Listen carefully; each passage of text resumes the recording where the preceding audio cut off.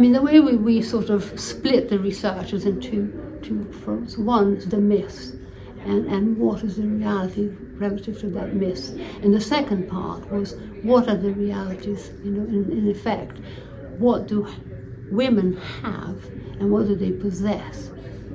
And those two, I think, are very interesting together, although some of those may not be news, like I talked about the personal traits, of women, and many of those are similar to men, but I think that in itself is telling, because it means that they have the same natural talent, right? And then some are slightly different, like the whole issue about men having drive, and men get to CEO positions because they have that drive. They want to have power, they want to have money.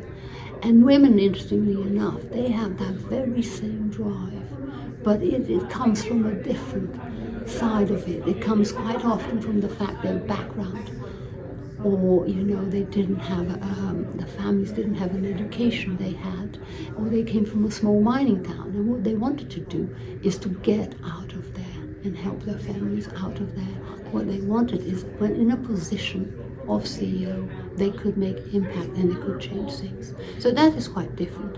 Another thing is taking risks, because we all think that women are a bit risk wary, they don't like taking risks and so on.